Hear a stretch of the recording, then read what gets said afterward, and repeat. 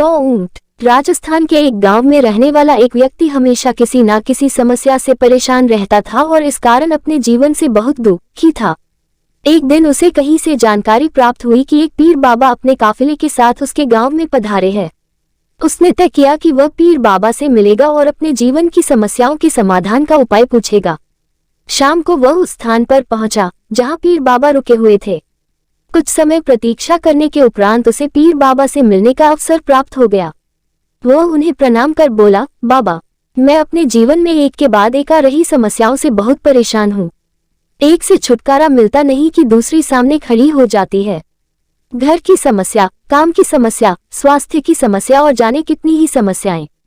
ऐसा लगता है कि मेरा पूरा जीवन समस्याओं से घिरा हुआ है। कृपा करके कुछ ऐसा उपाय बताएं कि मेरे जीवन की सारी समस्याएं खत्म हो जाए और मैं शांतिपूर्ण और खुशहाल जीवन जी सकूं।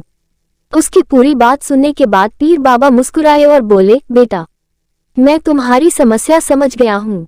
उन्हें हल करने के उपाय मैं तुम्हें कल बताऊंगा। इस बीच तुम मेरा एक छोटा सा काम कर दो। व्यक्ति तैयार हो गया। पीर बाबा बोले, बेटा, मेरे काफिले में 100 ऊंट है। मैं चाहता हूँ कि आज रात तुम उनकी रखवाली करो। जब सभी 100 ऊंट बैठ जाएं, तब तुम सो जाना। शाम को वह उस स्थान पर पहुंचा जहां पीर बाबा रुके हुए थे। कुछ समय प्रतीक्षा करने के उपरांत उसे पीर बाबा से मिलने का अवसर प्राप्त हो गया। वह उन्हें प्रणाम कर बोला, बाबा, मैं अपने जीवन में एक के बाद एक आ रही समस्याओं से बहुत परेशान हूँ।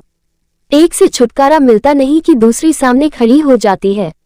घर की समस्या, काम की समस्या, स्वास्थ्य की समस्या और जाने कितनी ही समस्याएं। ऐसा लगता है कि मेरा पूरा जीवन समस्याओं से घिरा हुआ है। कृपा करके कुछ ऐसा उपाय बताएं कि मेरे जीवन की सारी समस्याएं खत्म हो जाए और मैं शांतिपूर्ण और खुशहाल जीवन जी सकूं। उसकी पूरी बात सुनने के बाद पीर बाबा मुस्कुराए और बोले, बेटा, मैं तुम्हारी समस्या समझ गया हूँ। उन्हें हल करने के उपाय मैं तुम्हें कल बताऊंगा। इस बीच तुम मेरा एक छोटा सा काम कर दो। व्यक्ति तैयार हो गया। पीर बाबा बोले, बेटा, मेरे काफिले में 100 ऊंट है। मैं चाहता हूँ कि आज रात तुम उनकी रखवाली करो। जब सभी 100 ऊंट बैठ जाएं, तब तुम सो जाना। यह कहकर पीर बाबा अपने तंबू में सोने चले गए। व्यक्ति ऊँटों की देखभाल करने चला गया। अगली सुबह पीर बाबा ने उसे बुलाकर पूछा, बेटा, तुम्हें रात को नींद तो अच्छी आई ना? कहा, बाबा, पूरी रात मैं एक पल के लिए भी सो न सका। मैंने बहुत प्रयास किया कि सभी ऊँट एक साथ बैठ जाएं, ताकि मैं चैन से सो सकूं। किंतु मेरा प्रयास सफल न हो सका। कुछ ऊँट तो स्वतः बैठ गए, कुछ मेरे बहुत प्रयास करने पर भी नहीं बैठे। कुछ बैठ भी गए तो दूसरे उठ खड़े हुए। इस तरह पूरी रात बीत गई। व्यक्ति ने उत्तर दिया। पीर बाबा मुस्कुराए और बोले, यदि मैं गलत नहीं हूँ तो तुम्हारे साथ कल रात यह हुआ। कई ऊँट खुद ब खुद बैठ गए, कईयों को तुमने अपने प्रयासों से बैठाया। कई तुम्हारे बहुत प्रयासों के बाद भी नहीं बैठे। बाद में तुमने देखा कि वे उनमें से कुछ अपने आप ही बैठ गए। बिल्कुल ऐसा ही हुआ बाबा, व्यक्ति तत्परता से बोला। तब पीर बाबा ने उसे समझाते हुए कहा, क्या तुम समझ पाए कि जीवन की समस्याएं इसी तरह हैं? कुछ समस्याएं अपने आप ही हल हो जाती हैं, कुछ प्रयास करने के बाद हल होती है, कुछ प्रयास करने के बाद भी हल नहीं होती। उन समस्याओं को समय पर छोड़ दो। सही समय आने पर वे अपने आप ही हल हो जाएंगी। कल रात तुम्हें अनुभव किया होगा कि चाहे तुम कितना भी प्रयास क्यों न कर लो, तुम एक साथ सारे ऊँटों को नहीं बैठा सकते।